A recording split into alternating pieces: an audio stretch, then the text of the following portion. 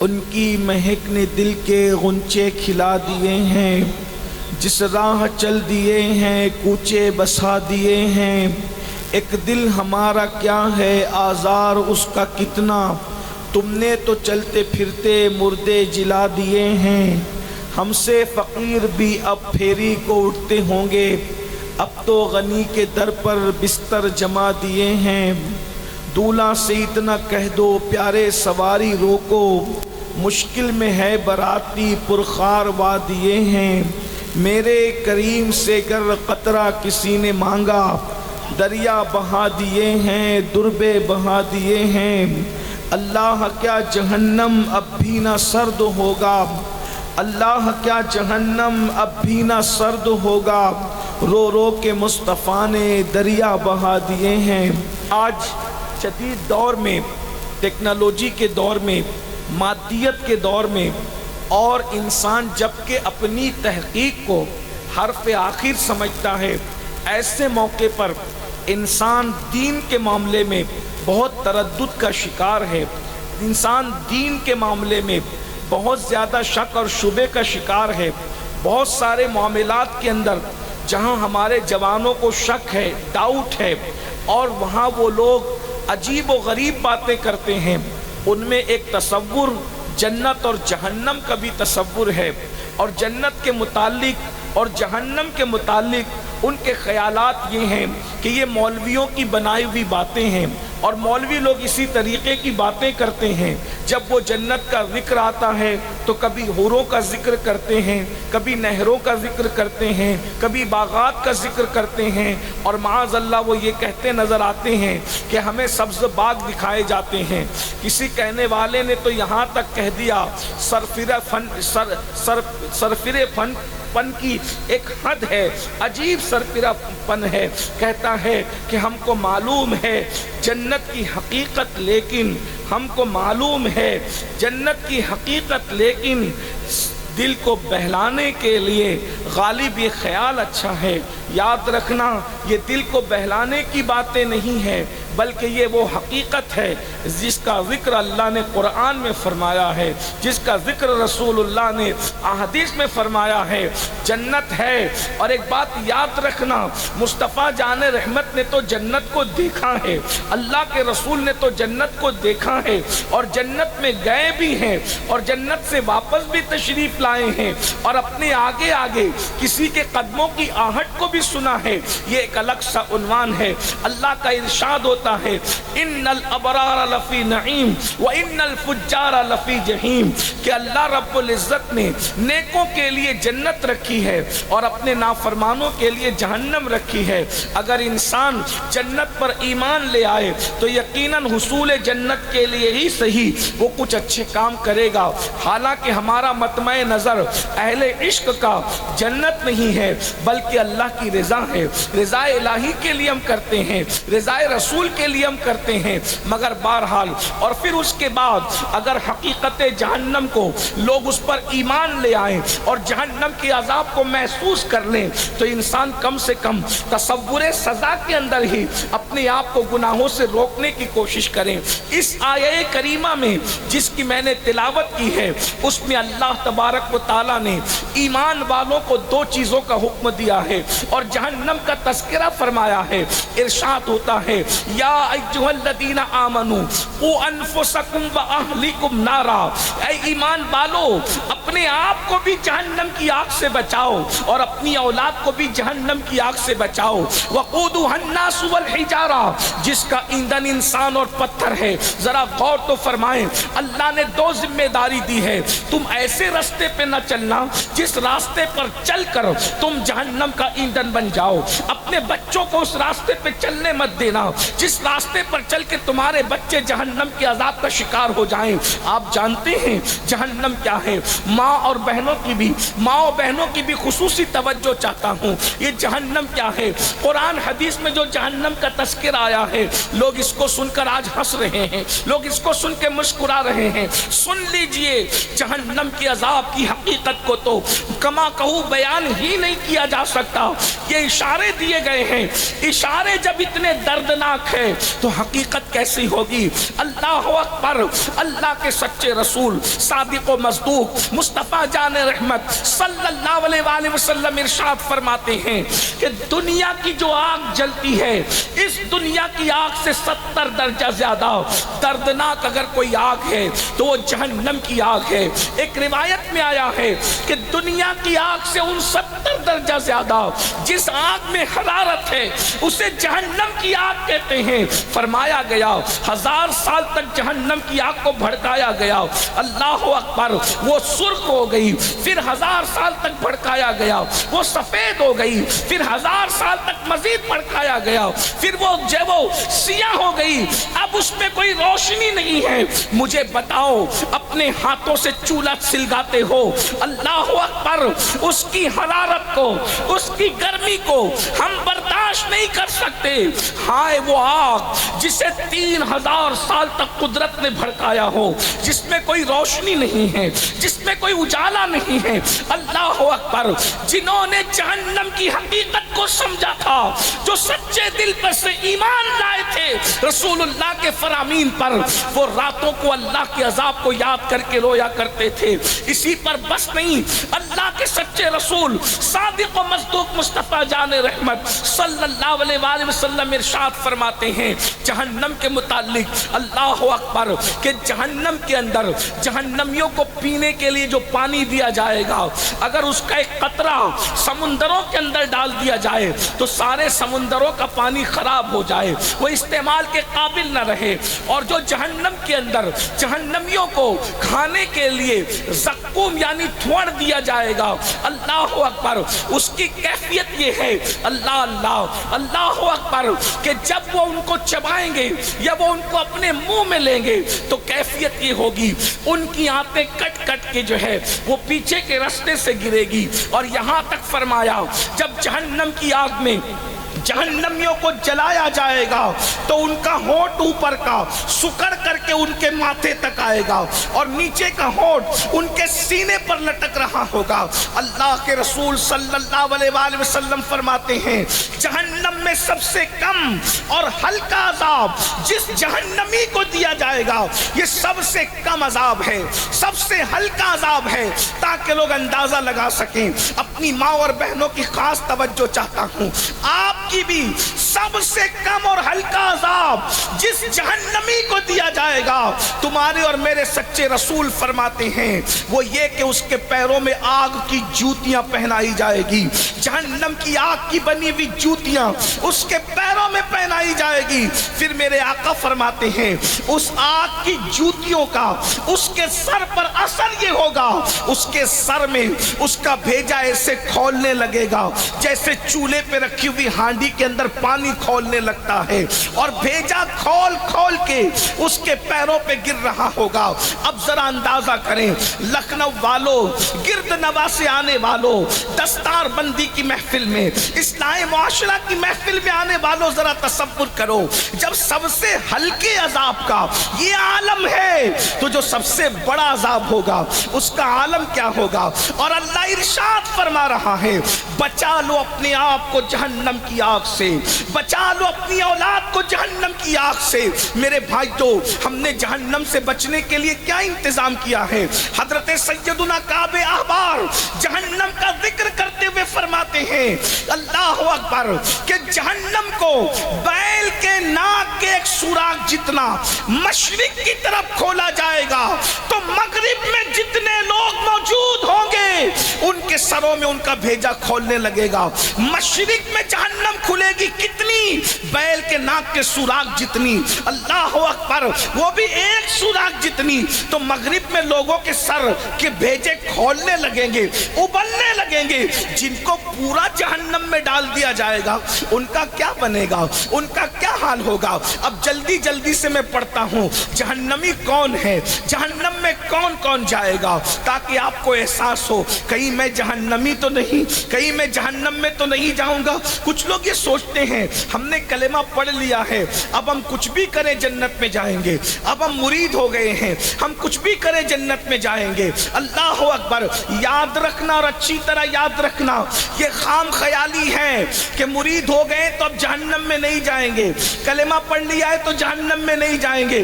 یاد رکھنا ہمارا ایمان ہے کہ ذرہ برابر بھی جس کے دل میں ایمان ہے وہ جنت میں جائے گا، لیکن یہ کس نے کہہ دیا کہ جہنم میں ڈالے بغیر جنت میں چلا جائے گا؟ اس لیے کہ جہنم میں جا سکتا ہے، ایمان والا بھی جا سکتا ہے، بلکہ اللہ کے رسول علیہ السلام نے ارشاد فرمایا، آقا کریم صلی اللہ علیہ وآلہ وسلم فرماتے ہیں جہنم کے اندر ایک وادی ہے، اس وادی کا نام وادی حبہب ہے۔ اللہ اکبر! آقا فرما رہے ہیں، ہم تو صرف نقل کر رہے ہیں، بطور مفہوم نقل کر رہے ہیں، سن لیجئے اور یاد رکھنا۔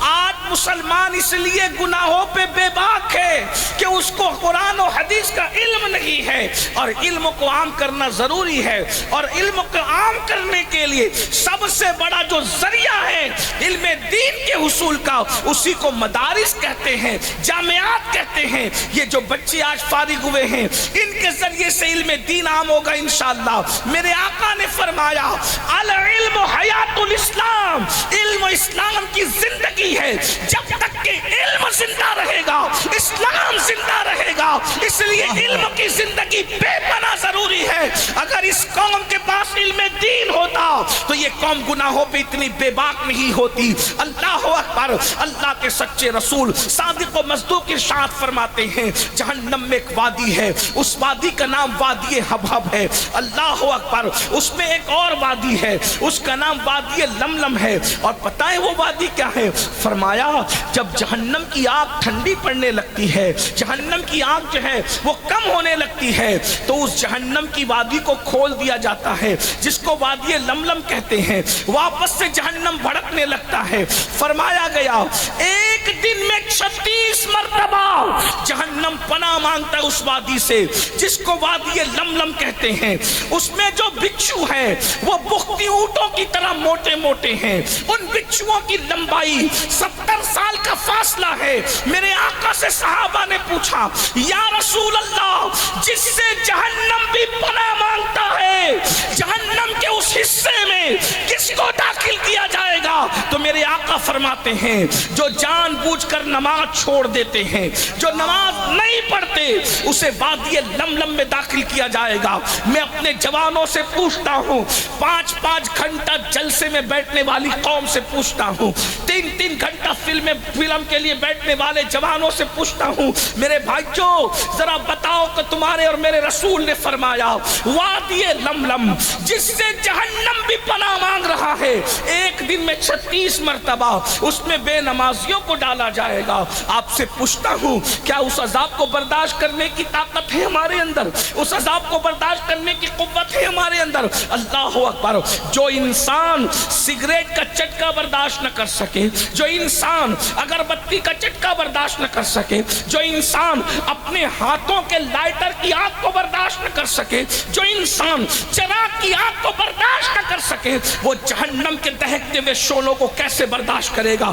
اپنے آپ سے پیار نہیں ہے تمہیں، اپنے آپ سے محبت نہیں ہے تمہیں۔ میں اپنی بہنوں سے بھی کہتا ہوں، میری بہنوں تم سب کے لیے ٹائم دے رہی ہو، نماز کے لیے ٹائم کیوں نہیں دے پا رہی ہو؟ کتنی سادگی سے لوگ کہتے ہیں مولانا ہمارے پاس نماز کے لیے ٹائم نہیں۔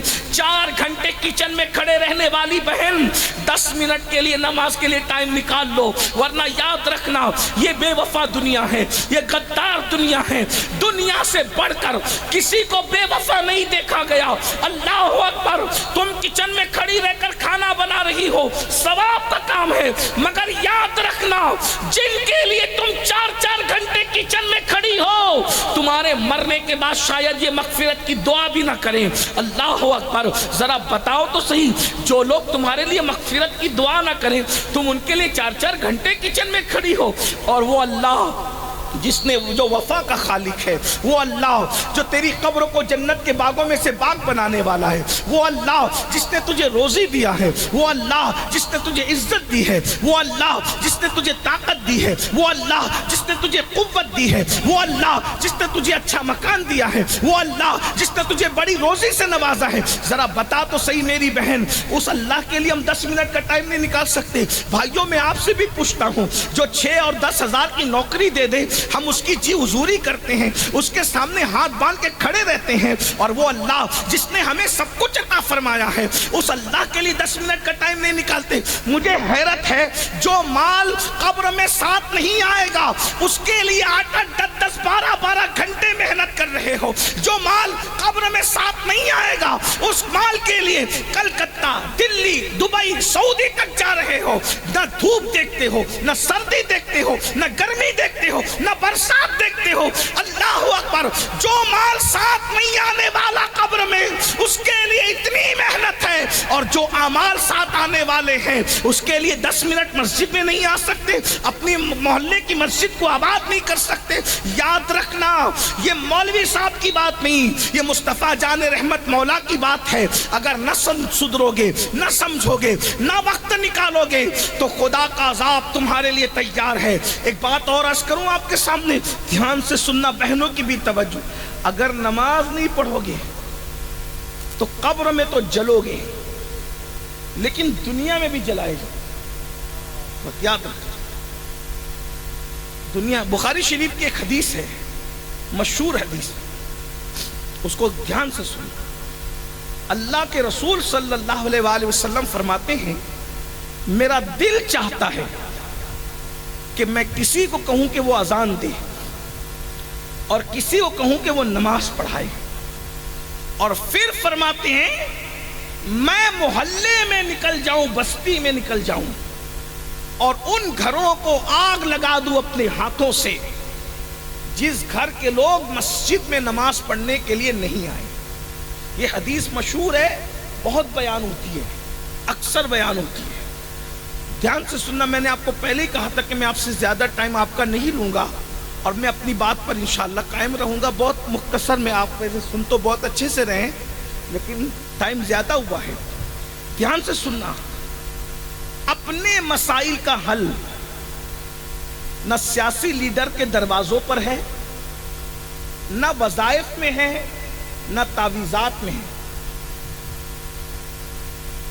اپنے مسائل کا حل نہ اپنے علماء کے پاس ہے، نہ اپنے لیڈروں کے پاس ہے، نہ اپنے پاس۔ اپنے مسائل کا حل صرف اور صرف اپنے اللہ کی چوکھٹ پر ہے۔ بات یاد رکھنا، مسائل کا حل، کوئی مسئلہ آپ کا ہو، وہ صرف رب کی بارگاہ میں حل ہو سکتا ہے، اور کوئی مسئلہ ایسا نہیں ہے جو رب کی بارگاہ میں حل نہ ہو سکتا۔ بات یاد رکھیے گا۔ اللہ کے سچے رسول صلی اللہ علیہ وآلہ وسلم فرما رہے ہیں کہ میرا دل چاہتا ہے کہ میں ان گھروں کو آگ لگا دوں جس گھر کے لوگ مسجد میں نماز پڑھنے کے لیے نہ آئے۔ ہم اس کو سنتے ہیں، ہوتے ہوئے نماز کی اہمیت میں کیا روایت ہے، سبحان اللہ، ماشاءاللہ، جو بھی آپ کو کہنا ہے، لیکن ایک بات، اب اس کو دوسری حدیث سے جوڑ کر اگر سمجھنے کی کوشش کریں آپ، تو آپ کو کچھ سمجھ میں آئے گا۔ ہمارے علماء حدیث کو، قرآن کو سمجھانے کے لیے کبھی اشارت النص سے کام لیتے ہیں، ہے نا، اشارت النص سے بھی وہ کام لیتے ہیں، تو میں اشارت النص کے طور پر ایک بات کیا رکھنا چاہتا ہوں دوسری حدیث کو جوڑ کر، دھیان دینا۔ کیا اللہ کے رسول فرما رہے ہیں کہ میں ان گھروں کو آگ لگا دوں جس گھر کے لوگ نماز پڑھنے کے لیے مسجد میں نہیں آئے۔ ٹھیک، حضور نے آگ لگائی نہیں، کیونکہ وہ تو رحمت للعالمین ہیں، وہ آگ نہیں، وہ باغ لگانے آئے تھے۔ حضور مفتی اعظم کہتے ہیں کہ میرے دل کی لگی بھی بجھا دیجئے، نار نمرود کس نے بجھائی ہے۔ اور میرے امام کہتے ہیں فیض جلیل خلیل سے پوچھو، فیض جلیل خلیل سے پوچھو، آگ میں باغ لگاتے یہ ہیں۔ نعرہ تکبیر! آگ میں باغ لگاتے یہ ہیں۔ حضور رحمت للعالمین ہے جس نے چڑیوں کے گھونسلے کو اجاڑنے سے منع کیا، جس نے چونٹی کے بنوں کو جو ہے وہ نقصان پہنچانے سے منع کیا، جس نے مینڈکوں کو دریا سے دور کرنے سے منع کیا، وہ کسی انسان کے گھر میں آگ کیسے لگاتے؟ وہ تو رحمت للعالمین ہیں، انہوں نے آگ نہیں لگائی، لیکن انہوں نے اپنے غصے، اپنے جلال کا اظہار تو کر دیا۔ کیا کہا کہ میں ان گھروں کو آگ لگا دینا چاہتا ہوں جس گھر کے لوگ مسجد میں نہیں آتے۔ اب وہ تو رحمت للعالمین ہیں، ان کے دامن رحمت للعالمین ہی پر یہ دھبا نہ لگے۔ قدرت کو کبھی گوارا اور منظور نہ تھا کہ حبیب کے بارے میں کوئی کہے کہ محبوب نے آگ لگا دی، وہ آگ لگانے نہیں آئے تھے، مگر یہ شان محبوبی ہے۔ حضور کرتے نہیں ہیں، حضور صرف چاہتے ہیں۔ حضور چالے اس کو اللہ پورا کرتا ہے، کیونکہ اللہ قہار بھی ہے، جبار بھی ہے، بے نیاز ہے۔ اللہ اکبر! حضور کے چاہے کو وہ کیسے پورا کرتا ہے؟ حدیث پاک ہے، ام المومنین سیدہ عائشہ صدیقہ فرماتی ہے کہ رسول اللہ کی چاہت کو پورا کرنے میں اللہ بہت جلدی سے کام لیتا ہے، اللہ بہت جلدی کرتا ہے۔ اور انہوں نے مثال بیان فرمائی، فرماتی ہیں کہ 4 رکعت والی نماز کے لیے کھڑے ہوئے اور اس کے بعد رسول اللہ کی یہ چاہت تھی کہ قبلہ بدل جائے، قبلہ تبدیل ہو جائے۔ حضور نے بولا نہیں، حضور نے عرض نہیں کیا، حضور نے دعا نہیں کی، صرف چاہا 4 رکعت والی نماز شروع کر کے چاہا کہ قبلہ بدل جائے، لیکن اللہ اکبر زبان سے کچھ نہیں کہا، نگاہ اٹھتی ہے جھکتی ہے، اٹھتی ہے جھکتی ہے، اور پھر آیت آ جاتی ہے قد نرا تقلب وجهك في السماء فلنولینک قبلۃ ترضاها۔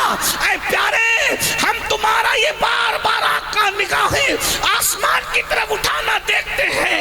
اور پھر کیا کہا؟ یہاں مسجد حرام کا ذکر نہیں ہے، مسجد حرام کا ذکر بعد میں آتا ہے، پہلے یہ ہو رہا ہے قبلۃ ترضاها، آپ کی رضا جس میں ہے ہم اسی کو قبلہ بنا دیں گے۔ ہمیں مشرق و مغرب سے کیا، ہمیں عمارتوں سے کیا، پیارے جس میں تیری رضا ہے اسی کو قبلہ بنا دیں گے۔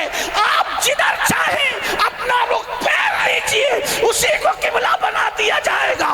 نبی نے 4 رکعت والی نماز میں سوچا، تمنا کی، چاہا، نماز پوری نہیں ہوئی، حبیب کی چاہت پوری ہو گئی۔ بتایا جا رہا ہے ہماری عبادت بعد میں پوری ہوگی، پہلے محبوب کی چاہت کو پورا کرو۔ نعرہ تکبیر! نعرہ رسالت! سرکار مدینہ کانفرنس! سرکار مدینہ کانفرنس! نعرہ تکبیر! پہلے حبیب کی چاہت پوری ہوگی، نماز بعد میں ہوگی، پہلے چاہتے مصطفیٰ، خدا کی رضا چاہتے ہیں دو عالم، خدا چاہتا ہے رضا محمد۔ آج کل اسکول کالج کے چھوکرے کہتے ہیں نبی کے چاہنے سے کیا ہوتا ہے؟ میں نے کہا بچوں، نبی کے چاہنے سے قبلہ بدل جاتا ہے، نبی کے چاہنے سے قبلہ بدل جاتا ہے، نبی کے چاہنے سے کیا نہیں۔ تو ایک بات سمجھ میں آئی، اب ایک بات اور سن لیں، نبی کے چاہنے سے قبلہ تو بدلا، اللہ اپنا قانون بھی بدلتا ہے۔ توجہ فرمانا، میں بڑی ذمہ داری سے، اللہ نبی کے چاہنے سے اپنا قانون بدلتا ہے۔ ایک بات رکھتا ہوں سمیٹتے ہوئے، اللہ کا قانون ہے فَانْكِحُوا مَا طَابَ لَكُم مِّنَ النِّسَاءِ مَثْنَىٰ وَثُلَاثَ وَرُبَاعَ فَإِنْ خِفْتُمْ أَلَّا تَعْدِلُوا فَوَاحِدَةً، کہ تم نکاح کرو جو عورتیں تمہیں پسند آئیں، جو تمہارے من کو بھائیں، 2 3 4، اور اگر ان کے درمیان انصاف نہ کر سکو تو ایک ہی کرنا۔ یہ حکم کس کے لیے ہے؟ ہر مسلمان کے لیے۔ بولو بھائی، جب یہ حکم ہر مسلمان کے لیے، یہ آیت ہر مسلمان کے لیے ہے، حکم نہیں، یہ آیت جب مسلمان کے لیے ہے، مثنیٰ و ثلاث و رباع، یہ جو اللہ رب العزت کا فرمان آیا ہے، تو یہ اس میں کیا مولا علی شامل نہیں ہے؟ اس میں مولا علی قانون ہے اللہ کا، یہ تو صدیق اکبر کے لیے بھی ہے، یہ فاروق اعظم کے لیے بھی ہے، یہ عثمان غنی کے لیے بھی ہے، اور یہ مولا علی کے لیے بھی ہے، یہ آپ کے لیے بھی، میرے لیے بھی ہے۔ بولو ہے کہ نہیں؟ قانون سب کے لیے آیا کہ نہیں؟ لیکن رسول اللہ نے کیا کہا؟ علی جب تک فاطمہ حیات ہے تم دوسرا نکاح نہیں کر سکتے۔ بولیے، اللہ نے کہا محبوب میں نے اجازت دی، تم کیوں منع کرتے ہو؟ کہا اللہ نے۔ بولو بھائی کوئی ثبوت ملتا ہے؟ نہیں۔ کیوں نہیں ملتا؟ کیونکہ اللہ کا ہم نبی کو ہم اللہ کا شریک نہیں مانتے بلکہ اللہ کا حبیب مانتے ہیں۔ یہ کیوں اور کیا؟ چنانچہ اگرچہ تیرا میرا کب ہوتا ہے؟ جب آدمی پارٹنر ہوتا ہے، شریک ہوتا ہے، تو یہ باتیں ہوتی ہے کہ میں نے یہ کیا تو تو نے یہ کیوں کیا، ہے نا اس میں؟ کیونکہ آدمی جب پارٹنر ہوتا ہے، ہم نبی کو پارٹنر نہیں مانتے، ہم نبی کو شریک نہیں مانتے۔ یہ ہم پہ الزام ہے کہ یہ نبی کو اتنا بڑھا دیتے ہیں کہ خدا کا شریک کر لیتے ہیں۔ ہم نے کہا ارے جب ہم اپنے باپ کو گھٹا بڑھا نہیں سکتے تو رسول پاک کو کیا گھٹا بڑھا سکیں گے؟ اللہ اکبر، اللہ اللہ، باپ اتنا بڑا ہے۔ بولو آج تک کسی نے اللہ اکبر چاہے وہ اپنی بیوی کو فہرست سے باہر کیا، وہ بیوی نہ رہی، بیوی کی فہرست سے نکل کے طلاق دیا تو بیوی نہ رہی، دوستوں کو کاٹ دیا وہ دوست نہ رہا، دشمن بن گیا۔ اسی طریقے سے اور قیاس کر لے، کیا کوئی اپنے باپ کو ختم کر سکتا ہے کہ باپ آپ کا باپ نہ رہے؟ اجتماعیت کے ساتھ کہے اب سے فلاں کے ابا ابا نہیں بلکہ بیٹے کہلائیں گے۔ بولو ہوگا ایسا؟ نہیں ہوگا۔ یا دادا کہلائیں گے؟ ہوگا ایسا؟ نہیں۔ پتا چلا جس کو خدا باپ بناتا ہے تم سب مل کے بھی نہ گھٹا سکتے ہو نہ بڑھا سکتے ہو، تو جس کو خدا اپنا محبوب رسول پاک بناتا ہے اس کو کیسے گھٹا بڑھا سکتے ہو؟ رہی بات یہ کہ ہم پہ جو الزام ہے دراصل تم سمجھے نہیں۔ ایک بات بتاؤں، ہم نبی کو کیوں شریک مانے؟ کیونکہ شریک میں تو جھگڑا بھی ہوتا ہے، لڑائی بھی ہوتی ہے، اختلاف بھی ہوتا ہے، پارٹنرشپ ختم بھی ہو جاتی ہے۔ ہم کہتے ہیں نبی کو شریک ماننے میں فائدہ نہیں ہے، نبی کو حبیب ماننے میں فائدہ ہے۔ شریک اور حبیب میں کیا فرق ہے؟ یاد رکھنا، پارٹنر سے حساب کتاب ہو رہا تھا، وہ 5,000 کدھر گئے، 50 کدھر گئے، ایسے میں بیٹا آیا، ابو نیا موبائل نکلا ہے، کتنے کا ہے بیٹا؟ 2.5 لاکھ کا، جاؤ لے لو۔ کوئی سوال کرے گا؟ ارے 50 روپے پہ 5,000 روپے پہ جھگڑا کر رہا تھا، ادھر حساب کتاب کر رہا تھا، ادھر 2.5 لاکھ اٹھا کے دے دیا، تو آدمی کیا کہے گا؟ ارے یہ شریک ہے، وہ حبیب ہے، اور حبیب کے لیے ہی تو کمایا جا رہا ہے۔ بات سمجھ میں آتی کہ نہیں؟ سبحان اللہ، میرا نبی خدا کا شریک نہیں ہے، حبیب ہے۔ اگر شریک ہوتے تو سورج ڈوبا ہوا پلٹاتے معاذ اللہ ثم معاذ اللہ، تو کہاں جاتا؟ ڈبایا ہم نے، نکالا کیوں تم نے؟ اگر شریک ہوتے، وہ شریک نہیں ہے، خود ڈبایا خدا نے، نکالا نبی نے۔ اللہ نے نہیں کہا کیوں نکالا، بلکہ کہا جا رہا ہے آج ڈبایا ہی اس لیے تھا تاکہ تمہاری طاقت لوگوں کو پتا چلے۔ جب عبدہ کی قوت کا یہ عالم ہے تو اللہ کی قوت کا عالم کیا ہے؟ نعرہ تکبیر! نبی نے چاند 2 ٹکڑے کیے نا، تو یہ نہیں کہا ہم نے بنایا تو نے ٹکڑے کیوں کیا، بلکہ بتایا محبوب بنایا ہی اسی لیے تھا کہ تم اشارہ کر کے ٹکڑے کرو گے تو لوگوں کو پتا چلے گا۔ جب بندے کی طاقت ایسی ہے تو خدا کی طاقت کیسے ہے نا؟ یہ بات تو اللہ نے کہا 2 2 3 3 4 4 اور عدل نہ کر سکو تو صرف 1۔ یہ تو مولا علی کے لیے بھی ہے، لیکن حضور نے کہہ دیا تم فاطمہ کی موجودگی میں دوسرا نکاح نہیں کر سکتے۔ مولا علی نے بھی مان لیا، اللہ نے بھی کوئی بات نہیں فرمائی۔ کیوں؟ حبیب ہم تیرے لیے اپنا قانون بھی بدل دیں، حبیب تیرے لیے اپنا قانون بھی ہے، تیرے لیے اپنا قانون بھی۔ ایک اور بات بتاؤں، حضور علیہ السلام سفر میں 4 رکعت نماز پڑھ رہے ہیں، مدینے والوں کی انتظار کا خیال ہے، 4 والی کو جلدی میں 2 پہ سلام پھیر دی۔ پوچھو غوری صاحب سے، علماء سے، مفتیان کرام سے، بڑے سے بڑا مفتی، محدث، ولی، قطب، ابدال 4 والی پہ 2 پہ سلام پھیرے گا تو کیا کہا جائے گا؟ چلو اٹھو اور پھر 4 پڑھو، 4 پڑھنی پڑے گی، قانون تمہارا نہیں چلے گا اللہ کا۔ لیکن یہاں محبوب نے 2 پہ سلام پھیرا جلدی میں، اللہ نے نہیں کہا اٹھو 4 پوری کرو۔ محبوب ہمیں دو چار سے کیا لینا، ہمیں تو تمہاری ادائیں پیاری ہیں۔ ریاضت نام ہے تیری گلی، عبادت نام ہے تیری گلی میں آنے جانے کا، تصور میں تیرے رہنا ریاضت اس کو کہتے ہیں۔ تیری سیرت تیری صورت زمانے سے نرالی ہے، تیری ہر ادا پیارے دلیل بے مثالی ہے۔ محبوب نے جلدی میں 2 پہ سلام پھیرا، یہ نہیں کہا کہ 4 پوری کرو، بلکہ یہ کہا آپ نے تو جلدی میں سلام پھیر دیا، آج کے بعد اسی کو قانون بنا دیں گے کہ جو بھی شرعی سفر کرے گا وہ 4 نہیں پڑے گا، بلکہ آپ کی ادا کے مطابق اب 2 ہی پڑے گا۔ اس کو جلدی نہیں بھی ہوگی تو بھی وہ 2 ہی پڑھے گا۔ دیکھ لیجئے آج سب لوگ 2 ہی پڑھ رہے ہیں سفر کے اندر، کیوں؟ حبیب نے تو جلدی میں سلام پھیرا تھا، تمہیں جلدی نہیں بھی ہے تو حبیب کی ادا کو اپنانا پڑے گا۔ اب بات سمجھ میں آئی؟ بہت دور نہیں جاتے، اتنی سمجھ میں آ گئی آپ کو؟ اتنی بات کہ اللہ اپنے محبوب کی چاہت کو پورا کرنے میں بہت جلدی کرتا ہے۔ سونا مردوں پہ حرام ہے، حضور نے چاہا تو سراقہ کے لیے اللہ نے حلال کر دیا۔ ریشم مردوں پہ حرام ہے، حضور نے چاہا تو عبد الرحمن ابن عوف کے لیے حلال کر دیا ہے نا۔ لیکن اب حضور کیا کہہ رہے؟ ام المومنین عائشہ صدیقہ پاک کہہ رہی کہ میں دیکھتی ہوں کہ اللہ محبوب کی چاہت کو پورا کرنے بہت جلدی کرتا ہے، بہت جلدی کرتا ہے، یہ چاہتے ہیں وہ پورا کر دیتا ہے۔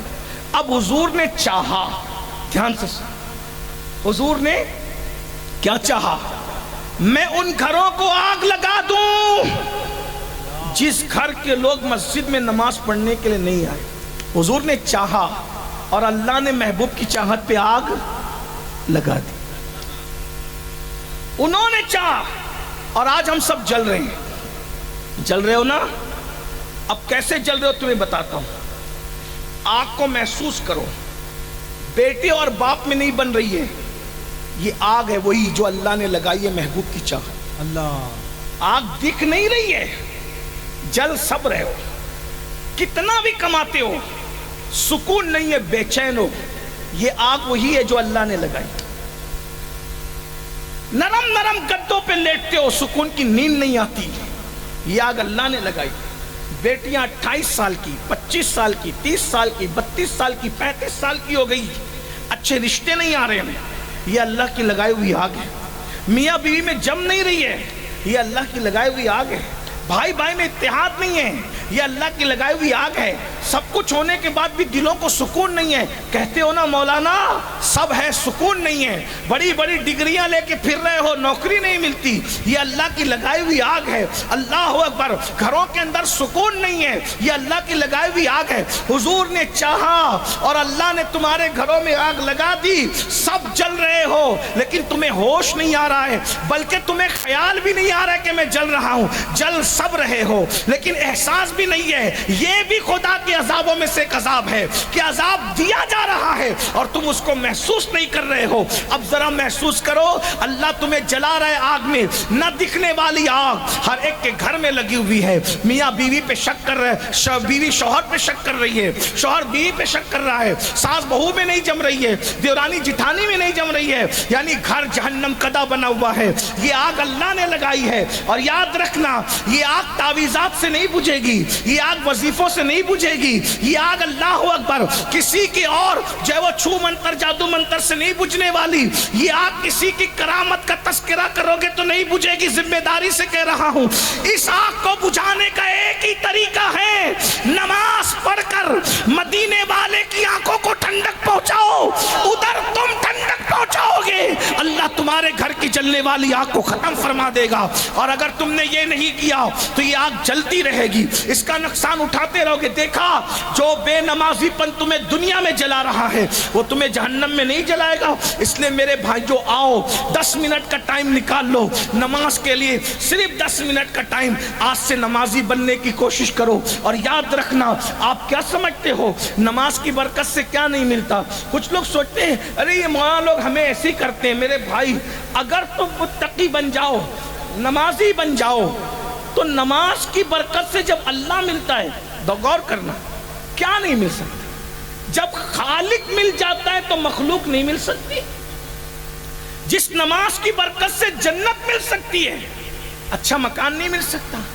اور ایک بات آپ کو بتاؤں، لوگ بہت پریشان ہیں اس چیز کو لے کر کے کہ آپ لوگ کہتے ہو کہ نیکی کرو تو سب اچھا اچھا ہوگا، سب بھلا بھلا ہوگا. نیکی سے بھلا کیسے ہو سکتا؟ ابھی جیسے میں نے کہا گناہ کرو گے تو اچھے رشتے نہیں آئیں گے، نیکی کرو گے تو اچھے رشتے آئیں گے. لڑکے بھی پریشان، لڑکیاں بھی پریشان، رشتے اچھے نہیں آ رہے تو پسند نہیں آ رہے. میں نے کہا اس میں بھی گناہ کا عمل دخل. آپ کیا سمجھ رہے؟ ڈگری ہونے کے بعد نوکری نہیں، یہ بھی گناہ کی وجہ سے. گھر میں سکون نہیں، یہ بھی قرآن کہہ رہا ہے وَمَا أَصَابَكُم مِّن مُّصِيبَةٍ فَبِمَا كَسَبَتْ أَيْدِيكُم، کہ تم پر جو مصیبت آتی وہ تمہاری برائیوں کی وجہ سے، تمہارے عمل کی وجہ سے. ابھی 4-5 گھنٹے سے علماء کرام کہہ رہے آپ بیٹھے ہوئے ہیں، کتنے لوگ ہیں جو عشاء پڑھ کر آئیں اور کتنے جو جا کے عشاء پڑھیں گے یا فجر پڑھیں گے. نماز کو بہت ہلکے میں لیا جا رہا ہے. آج میں معاف کیجئے گا، میں بہت دکھی ہوں اس پر. اور میں تو اگر لوگوں کے مجھے جو ہے وہ معاذ اللہ بوریت کا خوف نہ ہوتا تو میں پوری زندگی نماز پر ہی گفتگو کروں.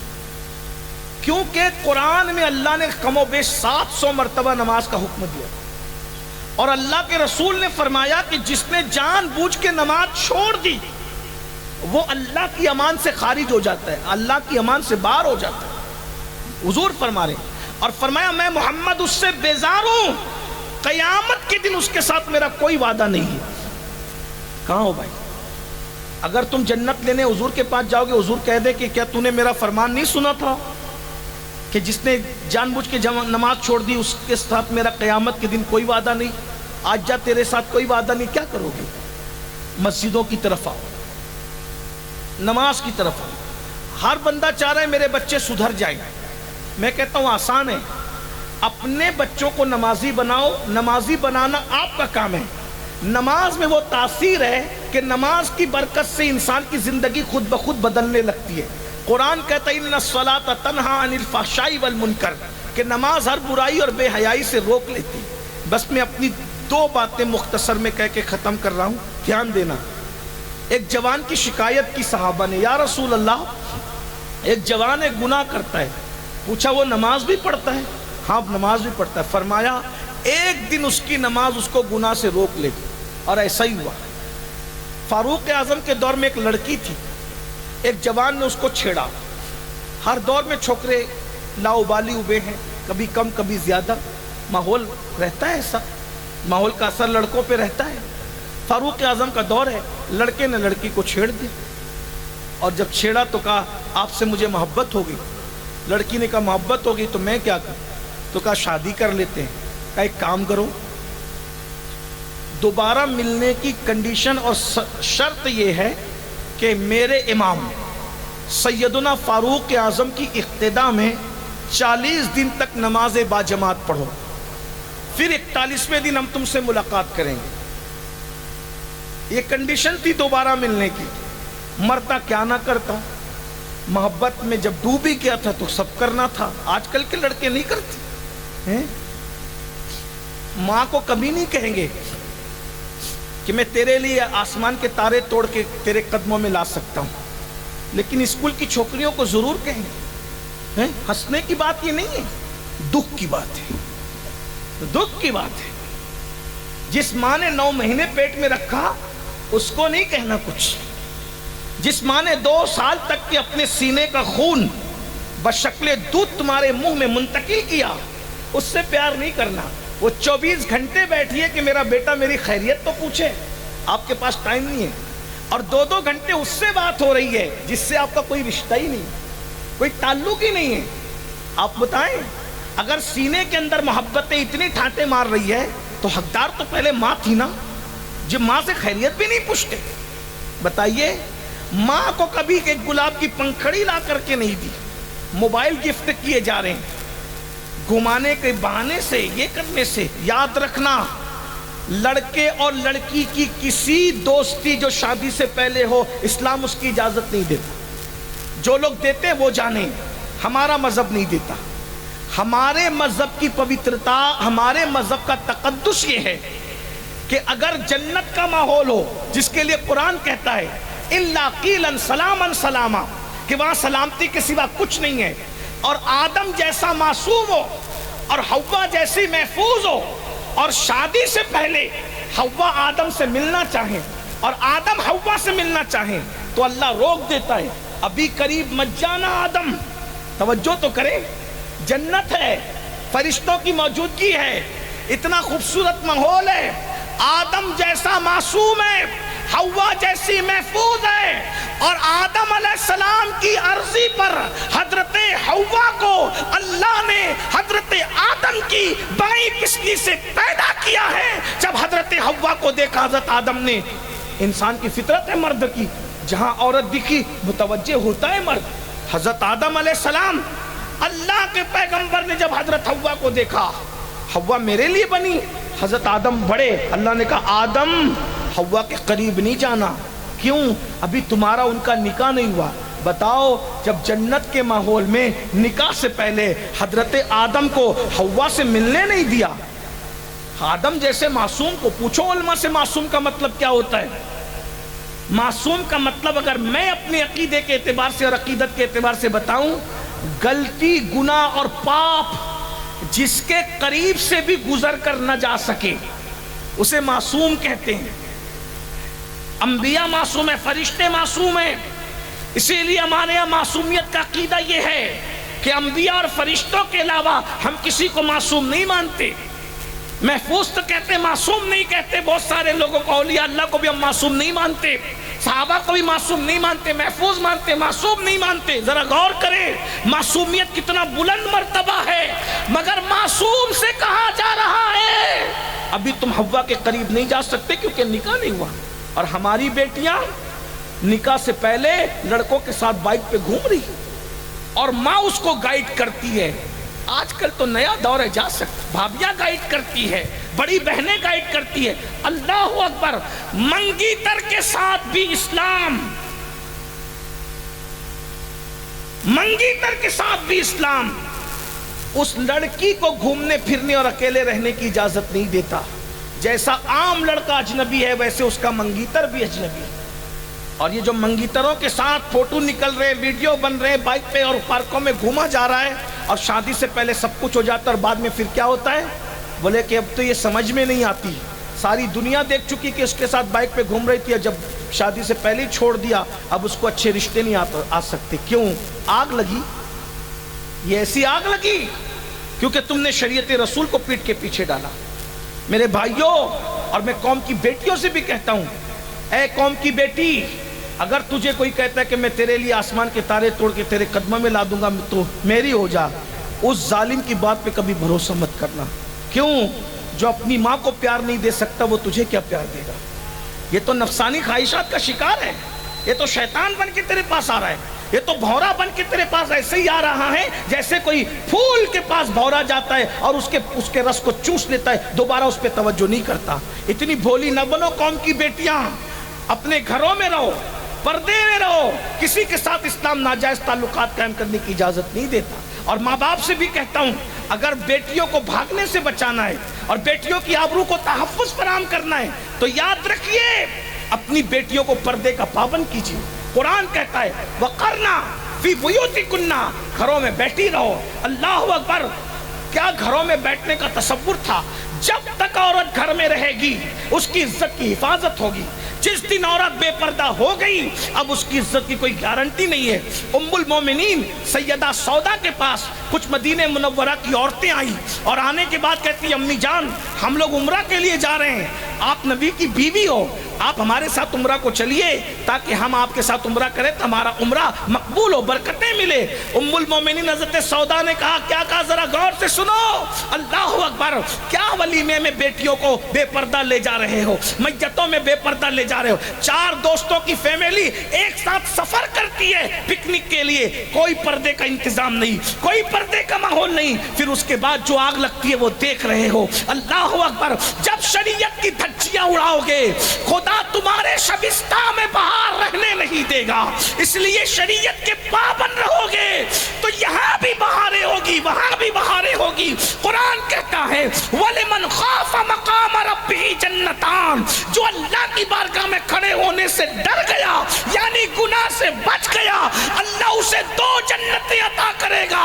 صوفیہ کہتے ہیں اللہ اس کی دنیا کو بھی جنت بنا دے گا، اس کی آخرت میں اسے جنت عطا فرما دے گا. یعنی دو جنتیں تمہیں مل جائے گی. ایک دو جنت کا تو وہ کہ اللہ جنت میں 2 جنتیں عطا کرے گا, اور ایک یہ کہ دنیا بھی جنت بن جائے گی, آخرت میں بھی جنت عطا کی جائے گی. خدا کے لیے شریعت کی حدوں کو مت پھلانگو. اللہ اکبر. میرے آقا نے فرمایا اگر مریم جیسی خاتون ہو اور داؤد جیسا مرد ہو اور دونوں ایک ساتھ اکیلے رہنا چاہیں تو میں مریم جیسی عورت کو داؤد جیسے معصوم کے ساتھ اکیلے رہنے کی اجازت نہیں دے سکتا. میرے بھائیو بتاؤ, آج بچیاں اکیلے پکنک پہ جا رہی ہے, اکیلے کسی اجنبی کی بائک پہ بیٹھ کے جا رہی ہے, فون پہ لمبی لمبی باتیں کر رہی ہے, ماں باپ روکنے کو تیار نہیں ہے. آج یہ وہ کیا تقدس کا ماحول تھا. ام المومنین حضرت سودا کو جب نفلی عمرہ کی دعوت دی گئی تو ام المومنین نے کہا بیٹیو تم جاؤ عمرہ کرنا, تمہیں مبارک ہو. میں نے جانے کائنات روح کائنات جان ایمان محمد الرسول اللہ کے ساتھ حج بھی کیا, عمرہ بھی کیا. میں حج بھی کر چکی ہوں, عمرہ بھی کر چکی ہوں. اب قرآن مجھے کہتا ہے وَقَرْنَا فِي بُيُوتِكُنَّا, اپنے گھروں میں بیٹھی رہو. نفلی عمرہ سے مجھے زیادہ افضل لگتا ہے کہ اپنی عزت اور آبرو بچا کر کے میں گھر میں بیٹھی رہوں.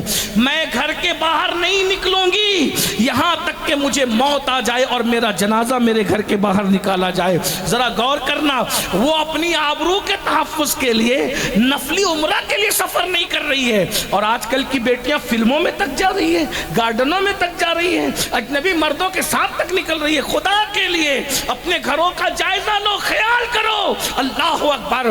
اس لڑکی نے جب اس کو کہا, اس لڑکے نے کہ تجھ سے محبت ہوگی, تو اس نے کیا کہا 40 دن میرے امام فاروق اعظم کے پیچھے نماز پڑھ, 41 دن پھر ملیں گے, پھر بات کریں گے. مرتا کیا نہ کرتا, 40 دن فاروق اعظم جیسے امام کے پیچھے نماز پڑھی, 40 دن پڑھی نماز. 41ویں دن اس نے دیکھا کہ وہ لڑکا نہیں آیا, کوئی خبر ہی نہیں, تو اپنی کنیز کو بھیجا اور کہا کہ جاؤ اس سے پوچھو اب کیا خیال ہے. کنیز نے کہا کیا خیال ہے, کہا اس سے کہہ دینا جب تک یار دل میں نہیں بسا تھا نگاہیں آوارگی کرتی تھی, عمر کے پیچھے 40 دن نماز پڑھی تو میرا دل بدل گیا, اب دل میں یار بس گیا, اب کسی کے لیے گنجائش ہی باقی نہیں رہی. ذرا غور تو فرمائیے, نماز کی تبدیلی ہے, نماز کی برکت. اگر چاہتے ہو کہ بچے آوارگی نہ کریں, نمازی بناؤ. بیٹیاں آوارگی نہ کریں, نمازی بناؤ. اور یہ ساری چیزیں آج میں نے کوئی جو بیان کی, کوئی نئی لگی آپ کو, نئی لگی, لیکن یہ نئی نہیں ہے. یہ سب بہت برسوں صدیوں پرانی باتیں ہیں. مگر آپ کو نئی کیوں لگی؟ اس لیے کہ آپ نے علم نہیں پڑھا, آپ کو معلومات ہی نہیں ہے. تو ہو سکتا ہے کچھ لوگوں کو ہم نے پہلی بار سنا, لیکن یہ تو 1400 سال پہلے سے لکھی ہوئی ہے نا کتابوں میں, 1200 سال پہلے سے لکھی ہوئی کتابوں میں. میرے بھائیوں پڑھو, تعلیم کو عام کرو. اسکول پڑھنے کے لیے, کالج پڑھنے کے لیے 25 سال لگا رہے ہو, لگاؤ, ہمیں منع نہیں ہے, ہم بھی پڑھ رہے ہیں, اپنے بچوں کو بھی پڑھا رہے ہیں, آپ بھی پڑھاؤ. ہم تو کہتے ہیں اگر دوسری قوموں کے کندھے سے کندھا لگا کر کے بیٹھنا ہے, چلنا ہے اور عزت کے ساتھ جینا ہے, تعلیم عام کرو. دنیاوی ایجوکیشن اتنا عام کرو کہ گریجویٹ سے کم ہمارا کوئی بچہ بچی نہیں رہنا چاہیے. لیکن اسی کے ساتھ مذہبی تعلیم بھی ہمارے بچوں کو اتنی ہونا چاہیے کہ اگر گھر میں بچہ پیدا ہو تو اذان بھی ہم خود ہی دیں, اور کسی کا انتقال ہو جائے تو جنازہ بھی ہم خود ہی پڑھائیں. اتنا علم اپنے گھر والوں کو دو. آپ تو فاتحہ کے لیے بھی ڈھونڈتے ہو کہ مؤذن کدھر ہے, آپ تو گھر میں اذان دینے کے لیے بھی بچہ پیدا ہوتا, بچہ پیدا ہوا آپ کے گھر میں اور انتظار ہو رہا ہے کہ کوئی آئے گا تو اذان دے گا. اقبال نے کہا تھا دی اذانیں کبھی یورپ کے کلیساؤں میں اور افریقہ کے تپتے ہوئے صحراؤں میں, دشت تو دشت دریا بھی نہ چھوڑے ہم نے, بحر ظلمات میں دوڑا دیے گھوڑے ہم نے. انہوں نے جو وہ افریقہ کے صحراؤں میں اور انہوں نے جو اللہ اکبر جو وہ کلیساؤں میں اذان پڑھی تھی. ارے وہ کلیساؤں میں اذان پڑھنے والے تھے وہ جوان, اور تجھے کیا ہو گیا, تو اپنے بیٹے کے کان میں اذان پڑھنے کے قابل نہ رہا, اپنے بچے کے کان میں اذان پڑھنے کے قابل نہ رہا. مسلمان تو کدھر ہے؟ تیری بربادی کے لیے اتنا کافی نہیں کہ تو اپنے بچے کان میں اذان نہیں پڑھ سکتا. ارے بچے کان میں تو دور کی بات, شادی اور نکاح ہوتی ہے, شادی ہوتی ہے اور نکاح ہوتا ہے. تو میں نکاح پڑھانے جاتا ہوں, میں کبھی دولہے کے ہاتھ میں مائک نہیں دیتا, میں اپنی ہاتھ میں لے کے اس کو کلمہ پڑھاتا ہوں تاکہ دولہے کی آواز دور تک نہ جائے. کیوں پتہ ہے کلمہ پڑھاؤ تو اس کو کلمہ پڑھنا بھی نہیں آتا, تو مجھے احساس ہوتا یا اللہ یہ خوشی کے ماحول میں میرے پڑھانے پر بھی کلمہ نہیں پڑھ پا رہا ہے, تو جو شادی کے موقع پہ قاضی کے پڑھانے سے کلمہ نہ پڑھ سکے, اس کی موت کے موقع پہ اس کی زبان پہ کیا کلمہ آئے گا, اور یہ کیا کلمہ پڑھے گا مرد جو شادی کی خوشی میں قاضی کے پڑھانے پہ صحیح کلمہ نہیں پڑھ سکتا, وہ موت کے اضطراب میں کیا کلمہ پڑھ سکے گا. اس کا فکر کون کرے گا؟ تمہیں کرنا ہوگا. یہ جلسے ہنسانے کے لیے نہیں, یہ جلسے رلانے کے لیے, یہ جلسے تمہیں خوش فہمی میں مبتلا کرنے کے لیے نہیں, یہ جلسے تمہیں بیدار کرنے کے لیے, احتساب کے لیے ہے. آج وہ انگریزی تعلیم بھی عام ہو, لیکن انگریزی تعلیم اپنی تہذیب کے سانچے میں ڈھال کر کے حاصل کرو. ہمارے مہاریرا کے سرکاروں نے, مرشدوں نے اعلان کیا آدھی روٹی کھانا پڑے تو آدھی روٹی کھاؤ, مگر اپنے بچوں کو پڑھاؤ. یہ کہتے ہو کہ تعلیم بہت مہنگی ہو گئی اس لیے نہیں پڑھا رہے ہیں, تو کیوں بھائی جب وہ ریچارج مہنگا نہیں ہوا, شکر مہنگی نہیں ہوئی, دال مہنگی نہیں ہوئی, جوتے مہنگے نہیں ہوئے, موبائل مہنگا نہیں ہوا, گھر کا کرایہ مہنگا نہیں ہوا, سلنڈر مہنگا نہیں ہوا, راکل مہنگا نہیں, ارے سب تو مہنگا ہوا. تم نے کون سی چیز خریدنا چھوڑ دی؟ کپڑے مہنگے ہونے پہ کپڑے بنانا چھوڑ دیے, جوتے مہنگے ہونے پہ جوتے خریدنا چھوڑ دیا, ریچارج مہنگا ہونے پر تم نے موبائل میں ریچارج کرنا چھوڑ دیا. سب مہنگا جب اس کا مقابلہ کر رہے ہو تو تعلیم مہنگی ہوگی تو کون سی بڑی بات ہو گئی؟ جب ہر مہنگی چیز سے مقابلہ کر رہے ہو تو تعلیم مہنگی ہوگی تو بھی اپنے بچوں کو پڑھاؤ. 2 روٹی کی بجائے 1 روٹی کھاؤ, 12 گھنٹے محنت کرو, 8 گھنٹے کی بجائے 12 گھنٹے, 12 کی بجائے 14 16 گھنٹے محنت کرو. 10 سال ایجوکیشن کو دے دو, 10 سال تعلیم کو دے دو, 10 سال علم پہ محنت کر لو. آنے والا وقت بدلے گا. لوگ کہہ رہے ہیں ہم اپنے بچوں کے ہاتھ میں تلوار دیں گے, ہم نے کہا تم جانو ہم اپنے بچوں کے ہاتھ میں قلم دیں گے, اس لیے کہ تلوار اٹھتی ہے تو آبادی ویرانے میں تبدیل ہوتی ہے, اور جب قلم اٹھتا ہے تو ویرانے آباد ہو جاتے ہیں.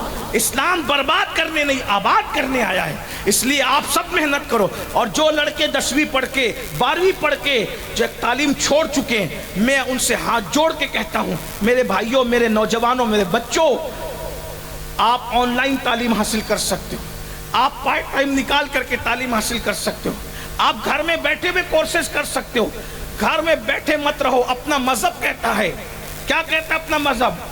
اطلب العلم من المہد الی اللحد, ماں کی گود سے قبر میں جانے تک علم حاصل کرو. بیٹھنا نہیں ہے, علم کی کوئی حاصل کرنے کی کوئی عمر نہیں ہوتی. روز پڑھو, روز پڑھو. مردے میں اور زندہ میں فرق کیا ہے بتاؤں؟ مردہ اور زندہ میں فرق کیا ہے؟ مردہ لکھتا نہیں ہے, زندہ لکھتا ہے. جس کے ہاتھ میں قلم ہے وہ زندہ ہے, جس کے ہاتھ میں قلم نہیں ہے وہ مردہ ہے. یہ صرف میں نہیں کہہ رہا ہوں, ہندوستان کا بادشاہ بہادر شاہ ظفر نے ایک غزل لکھی تھی, خوبصورت غزل. اس نے اس فلسفے کو بیان, دیکھو بادشاہ کتنا پڑھا لکھا تھا اور تمہیں عقل نہیں آ رہی, وہ بادشاہ اتنا پڑھا لکھا تھا, کیا فکر پیش کرتا ہے. بادشاہ کہتا ہے اللہ اکبر, آندھیاں غم کی چلیں گی تو سنور جاؤں گا, آندھیاں غم کی چلیں گی تو سنور جاؤں گا, اور تیری زلفیں نہیں ہوں کہ میں بکھر جاؤں گا. لکھنؤ میں شعر پڑھ رہا ہوں بہادر شاہ ظفر کا, دلی میں لکھا ہوا شعر لکھنؤ میں پڑھا.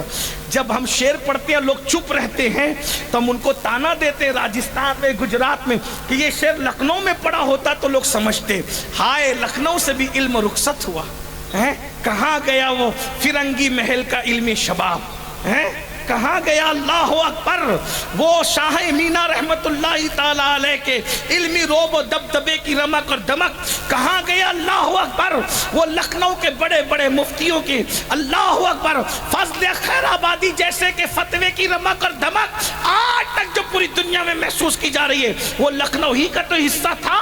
اللہ اکبر ملا نظام الدین کے علم کی رمق کہاں گئی؟ جو قوم جس کے علم اور جس کی تہذیب تہذیب، جس کا تمدن، جس کے شعر فہمی پوری دنیا میں ضرب المثل ہے، آج وہ قوم شعر سمجھنے سے بھی آری ہو گئی، اتنا علمی فقدان ہو گیا۔ لیکن بہرحال میں پڑھ کے رخصت ہو رہا ہوں، میں بات پوری کر رہا ہوں۔ جو وہ بہادر شاہ ظفر نے کہا تھا، کہتے ہیں آندھیاں غم کی چلیں گی تو سنور جاؤں۔ دیکھو آندھی چلنے پہ لوگ بکھرتے ہیں، بہادر شاہ ظفر کی فکر دیکھو، کہتا ہے کہ جب آندھیاں غم کی چلتی ہے تو مومن نہیں بکھرتا، کسی کی زلفیں بکھر جاتی ہے، مومن نہیں بکھرتا۔ مومن تو سنورنے کے لیے کہتے ہیں آندھیاں غم کی چلیں گی تو سنور جاؤں گا، تیری زلفیں نہیں ہوں کہ میں بکھر جاؤں گا۔ اور کہتے ہیں مجھ کو سولی پہ چڑھانے کی ضرورت کیا ہے؟ بہادر شاہ ظفر کہہ رہے ہیں مجھ کو سولی پہ چڑھانے کی ضرورت کیا ہے؟ میرے ہاتھوں سے قلم چھین لو مر جاؤں گا، میرے ہاتھوں سے قلم چھین لو۔ پتہ چلا موبائل لے کے جینے والوں، موبائل میں زندگی نہیں ہے، زندگی تو قلم میں ہے، زندگی تو کتاب میں ہے، زندگی تو ایجوکیشن میں ہے۔ اٹھو، ایک حوصلے کے ساتھ اٹھو، خود بھی پڑھو، بچوں کو بھی پڑھاؤ۔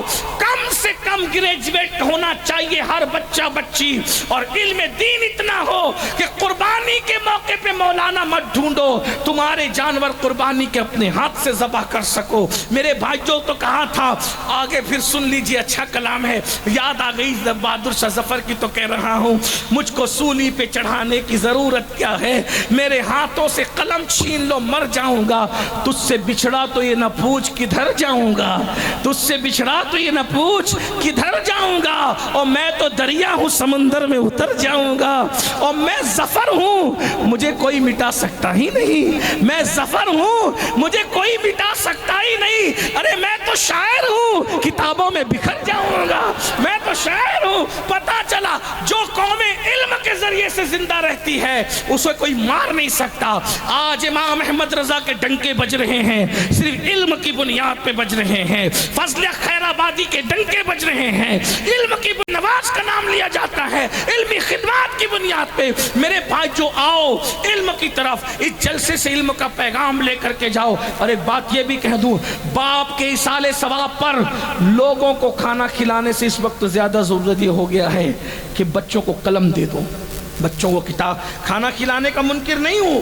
بالکل کھلاؤ، لیکن یاد رکھنا ہر دور کی ضرورتیں جدا ہوتی ہے، ہر دور کی جو وہ اہمیتیں الگ الگ ہوتی ہے۔ لوگ کہتے ہیں اگر قلم دیں گے تو کیا ہوگا؟ میں نے کہا ہمارے مرشد سرکار مخدوم اشرف جہانگیر سمنانی نے اس کی اہمیت کو بتایا۔ ان کے ملفوظات ہیں لطائف اشرفی، اس میں وہ ایک قرآن کی آیت کی تفسیر بیان کرتے ہیں، تفسیر صوفیانہ، کیونکہ قرآن کی ایک ایک آیت کی 70 ہزار تفسیریں ہیں نا، تو وہ کہتے ہیں کہ سورۃ النبا کی آخری آیت ہے وَيَقُولُ الْكَافِرُ يَا لَيْتَنِي كُنْتُ تُرَابًا۔ غور کرنا، لوگ کہتے ہیں مدرسے میں کیوں دے، تعلیم پہ کیوں خرچہ کرے؟ میں نے کہا کیوں کرے وہ سمجھو۔ لوگ یہ چاہتے ہیں، ایک بات آپ کو بتاؤں، ہمارے یہاں کچھ ہمارے ہی لیڈر لوگ چاہتے ہیں کہ ہماری قوم نہ پڑھے۔ لیڈر سے مراد کون؟ صرف سیاسی لیڈر نہیں، کچھ مذہبی لیڈر بھی چاہتے ہیں کہ قوم نہ پڑھے۔ وجہ کہ جب تک قوم نہیں پڑھے گی تو ان کی دکانداریاں چلتی رہے گی، قوم بیوقوف تبھی تک بنتی رہے گی۔ پیروں کو سجدہ کون کرے گا؟ جاہل ہوگا تو کرے گا نا، عالم ہوگا تو اس نے کب پیر کو سجدہ کرنا ہے؟ عالم ہوگا تو وہ کہے گا میں تو رسول اللہ کو بھی سجدہ کرنے کو حرام سمجھتا ہوں، عالم کہے گا۔ سن لیجئے، اس لیے کہ اس کو پتا ہے کہ نبی کی محبت بھی حدود شرع میں ہو تو کام دیتی ہے، اور شریعت کی حدیں توڑ دو تو نبی کی محبت بھی کام نہیں دیتی، پھر وہ غیر المغضوب کے ساتھ جو ہے وہ اس کا مصداق بنا دیتے۔ اور عیسائیوں کو غیر المغضوب کیوں کہا گیا؟ مغضوب ان کو کیوں کہا گیا؟ اس لیے کہ نبی کی محبت میں نبی کو خدا کا بیٹا کہہ دیا۔ کام آئی محبت؟ جب نبی کی محبت بھی حدود شرع میں رہنا چاہیے تو یہ کون کرے گا؟ پڑھا لکھا کرے۔ دیکھ لیجئے، جاہل اپنے پیر کو تک سجدہ کرتا ہے، جاہل مزار کو تک سجدہ کرتا ہے، لیکن عالم نبی کے جلووں کو دیکھ کے کہتا ہے پیش نظر وہ نو بہار، سجدے کو دل ہے بے قرار، اور عشق تو کہہ رہا ہے کہ سجدہ کرو مگر نہ روکیے، سر کو روکیے، ہاں یہی امتحان ہے۔ یہ عالم کی بولی ہے۔ تو سیاسی لیڈر بھی بات چاہتے ہیں کہ ان کی دکان چلتی رہے تاکہ تم نہ پڑھو، بعض مذہبی لیڈر بھی چاہتے ہیں کہ تم نہ پڑھو، لیکن یاد رکھنا ہم کسی لیڈر کے متبع نہیں ہیں، پابند، ہم تو اپنے نبی کے فرمان کے تابع ہیں۔ پڑھو، خوب پڑھو، علم کو عام کرو۔ ہمارے مرشد مخدوم اشرف جہانگیر سمنانی رضی اللہ تعالیٰ، میں صرف نقل کر رہا ہوں ناقل کی حیثیت سے، فرماتے ہیں کہ یہ قرآن کی آیت ہے نا، عرض کر دوں نا، میں تو بات تقریر میری ختم ہو گئی ہے، تو میں صرف مدارس پہ آپ کو توجہ دینے کے لیے کہہ رہا ہوں، علم پہ توجہ دینے کے لیے کہہ رہا ہوں۔ مرشد کہتے ہیں قرآن کی آیت ہے وَيَقُولُ الْكَافِرُ يَا لَيْتَنِي كُنْتُ تُرَابًا، کیا اس دن قیامت کے دن کافر کہیں گے یا لیتنی کنت تراب، کاش کہ ہم مٹی ہو، تراب کہتے ہیں مٹی کو، کاش کہ ہم کیا ہو جاتے، مٹی ہو جاتے۔ ہم کیا ہو جاتے؟ بولے بھائی کیا ہو جاتے؟ لکھنؤ والوں کیا ہو جاتے؟ مٹی ہو جاتے۔ دلی اور لکھنؤ میں یہی فرق ہے، دلی والے مٹی کہتے ہیں، لکھنؤ والے مٹی کہتے ہیں۔ اب کیا کہتے ہیں مجھے نہیں پتا، لیکن بہرحال ہم نے جو کتابیں پڑھا وہ ایسا ہی پڑھا ہے کہ دلی والے مٹی کہتے ہیں، آپ مٹی کہتے ہیں، اس لیے ہم مٹی کہہ رہے ہیں، اور گھر پہ بھی ہم مٹی کہتے ہیں، اس لیے کہ زیادہ فصیح لوگ کہتے ہیں یہی ہے۔ بہرحال سنیے، توجہ ہے آپ کی۔ کافر کیا تمنا کریں گے؟ کاش ہم تراب ہو جاتے، مٹی ہو جاتے۔ مٹی کیوں ہو جائیں؟ مٹی ہو جائیں گے تو اللہ کا عذاب ہی نہیں ملے گا۔ اللہ کے عذاب سے بچنے کا طریقہ اس دن کیا ہے ان کے پاس؟ ہم مٹی ہو جاتے۔ وہ تمنا، یہ ہے قرآن کی تفسیر، آیت کا ترجمہ۔ لیکن مرشد چونکہ قرآن کی ایک ایک آیت کی 70 ہزار تفسیریں، اب آپ کہیں گے اتنی ڈھیر ساری کیوں ہیں؟ میں نے کہا جب غالب اور اقبال کے شعر کے اتنے معنی نکل سکتے ہیں، جب مخلوق کے کلام میں اتنا معنی ہے تو خالق کے کلام میں کتنا معنی ہوں گے؟ چلیں میں ایک جملہ کہہ دیتا ہوں کہ میں کل اڑیسہ جاؤں گا، کتنے معنی نکل جائیں گے اس کے ہیں؟ اگر یہ عبارت لکھ کے میں دے دوں کہ میں کل اڑیسہ جاؤں گا، کتنے معنی نکلیں گے؟ کوئی بولے گا، کوئی اس کو یوں پڑھے گا کل میں اڑیسہ جاؤں گا، مطلب اطلاع دے رہے ہیں کل میں اڑیسہ جاؤں گا۔ معنی بدلا کہ نہیں بدلا؟ بولو بھائی، کیا میں کل میں اڑیسہ جاؤں گا؟ کل میں اڑیسہ جاؤں گا، بولو بھائی معنی بدلے کہ نہیں بدلے؟ عبارت تو ایک ہی لکھی تھی نا، معنی بدلے کہ نہیں بدلے؟ اب آپ اندازہ کریں، قرآن پڑھا ہوا نہیں آیا، معاف کیجئے، قرآن لکھا ہوا نہیں آیا۔ ہمارے پاس قرآن لکھا، قرآن پڑھا ہوا آیا۔ قرآن ہمارے پاس پڑھا ہوا آیا، اور ہمیں ملا کیسے؟ لکھا ہوا ملا۔ آیا پڑھا ہوا اور لکھا ملا لکھا ہوا۔ اسی لیے تو فرقے بن رہے ہیں، کیوں؟ پڑھا ہوا آیا، جن کے پاس سامنے پڑھا گیا تھا وہ گمراہ نہیں ہوئے، جن کو لکھا ہوا ملا اب وہ اسی میں پڑے ہوئے ہیں۔ کیا کہ جملہ خبریہ ہے، استفہامیہ ہے، انشائیہ ہے، کیا ہے؟ کیا ہے؟ ابھی جملوں کی قسمیں ہونے لگی کہ لکھنؤ والے بولیں گے کہ کس کو لے کر آئے تھے؟ آپ تو گالیاں بھی ادب سے دیتے ہو نا۔ بہرحال تو جب غالب اور اقبال کے کلام میں اتنے معنی ہیں تو اللہ کے کلام میں کتنے؟ بلکہ صوفیہ تو فرماتے ہیں، امام عبدالوہاب شعرانی کہتے ہیں قرآن کا نزول بند ہوا ہے، معنی قرآن، قرآن کے معنی کا نزول آج بھی علماء اور عالموں کے دل پہ ہو رہا ہے۔ ہر روز نئے معنی اترتے ہیں، آتے ہیں غیب سے، یہ مضامی خیال میں غالب سریر خامہ نوائے سروش ہے۔ بہرحال مرشد کہتے ہیں، سرکار مخدوم اشرف جہانگیر سمنانی کہتے ہیں کہ اس کا ایک معنی یہ بھی ہے کہ ایک کافر تھا، اس کا نام تراب تھا، اور وہ تراب قیامت کے دن جنت میں جا رہا ہوگا، تو دوسرے کافر اس کو دیکھ کے کہیں گے او تراب تو بھی کافر، ہم بھی کافر، کافر ہونے کی وجہ سے ہم جہنم میں جا رہے ہیں، تو جنت میں کیسے جا رہا ہے؟ تو تراب جواب دے گا کافر ہوں نہیں، کافر تھا. کافر، توجہ ہے آپ کی، بس یہی میں بات پوری ہو رہی ہے. کافر ہوں نہیں، کافر تھا. تو کافر تو ہمارے سامنے مرا. کفر ہم نے تجھے سب کوئی کرتے دیکھا، لیکن تو مومن ہوا کب؟ تو وہ کہتا ہے کہ جب میں مرنے لگا تو مرتے وقت مجھے ایمان کی دولت ملی، اور مرنے کے بعد اللہ مجھے جنت بھیج رہا ہے. تو کہا تو نے کیا کیا تھا؟ اور تو نے کچھ تو کیا ہوگا، کیا کیا تھا؟ اس نے کہا ہاں یہ بات ہے. کیا کیا تھا؟ کہ میں رستے سے جا رہا تھا، ایک طالب علم لکھ رہا تھا، اس کا قلم گر گیا، میں نے گرے ہوئے قلم کو طالب علم کو اٹھا کر دے دیا. بس یہ قلم اٹھا کر کے طالب علم کو میں نے دے دیا. اس اللہ کو یہ ادا اتنی پسند آئی کہ مرنے سے پہلے ایمان دیا، مرنے کے بعد جنت عطا کر رہا ہے. کس عمل پہ؟ طالب علم کو قلم اٹھا کے دینے کی وجہ سے. اپنا قلم نہیں دیا، اپنے جیب سے نہیں دیا، خرید کے نہیں دیا، اسی کا قلم نیچے گرا تو اٹھا کے دے دیا. تو مرنے سے پہلے ایمان اور مرنے کے بعد جنت. تو جو خرید کر کے دے گا اللہ اس کو کیا عطا کرے گا؟ جو اپنے پاس سے قلم دے گا اللہ اس کو کیا عطا کرے گا؟ جو کسی کی پڑھائی کو اپنے ذمے پہ لے لے گا اللہ اس کو کیا عطا کرے گا؟ لے لیجئے نا. جب تک بچہ حافظ نہیں بنے خرچہ میں دوں گا، عالم نہیں بنے خرچہ میں دوں گا، ڈاکٹر نہیں بنے پورا خرچہ میں اٹھاؤں گا، انجینئر نہیں بنے پورا خرچہ. بھائی غریبوں کے بچوں کو پڑھاؤ، کیونکہ کبھی کبھی غریبوں کے بچے اتنے ذہین ہوتے ہیں جہاں مالداروں کے بچے پہنچنے کا تصور نہیں کرتے، اس سے آگے غریبوں کے بچے نکل جاتے ہیں. آپ نے اے پی جے عبد الکلام کا نام سنا ہے، ہمارے ملک کے سابق صدر جمہوریہ. اتنے غریب گھر کا بندہ تھا کہ جب ایگزام کا رزلٹ آیا تو باپ نے کہا میں تجھے نہیں پڑھا سکتا، میں تجھے نہیں پڑھا سکتا، میرے پاس حیثیت نہیں ہے. پتہ ہے دادا نے کہا میں پڑھاؤں گا. کیسے پڑھاؤں گا؟ تیری پھپھی اور تیری دادی کے زیور بیچ دوں گا تجھے پڑھانے کے لیے. زیور کب تک کام آ سکتے تھے؟ چند دنوں کے بعد زیور کی رقم ختم ہو گئی. عبد الکلام نے سگنلوں پر اخبار بیچے، اور اخبار بیچ کر جو رقم ملتی تھی اس کو جمع کرتے تھے اور اسکول کی فیس بھرتے تھے. پتہ ہے جو سگنلوں پر اخبار بیچ کر کے اسکول کی فیس بھرتا تھا وہ غریب کا بچہ اتنا آگے بڑھا کہ ہندوستان کا صدر جمہوریہ بن گیا. ایٹمی طاقت ہندوستان کو دینے والا یہی بندہ ہے. آپ کے پاس اللہ نے ٹیلنٹ بہت دیا ہے. اپنی غربت کو اپنی ترقی کے راستے میں کبھی رکاوٹ مت سمجھنا.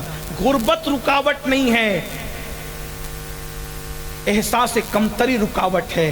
ستاروں کے آگے جہاں اور بھی ہے ابھی عشق کے امتحان اور بھی ہے، تو شاہی ہے پرواز کام تیرا، تیرے سامنے آسماں اور بھی ہے. تعلیم پہ محنت کرو، توجہ کرو، علم دین بھی آگے جو ہے وہ سیکھنے کی کوشش کرو، علم دنیا بھی سیکھنے کی کوشش کرو، اور ساتھ ہی ساتھ نمازوں کی پابندی کرو. گفتگو کے درمیان کوئی غلطی ہو تو اللہ تعالیٰ معاف کر دے. استغفر اللہ ربی من کل ذنب واتوب الیہ وما علینا الا البلاغ. السلام علیکم ورحمۃ اللہ. مولاي صل وسلم دائما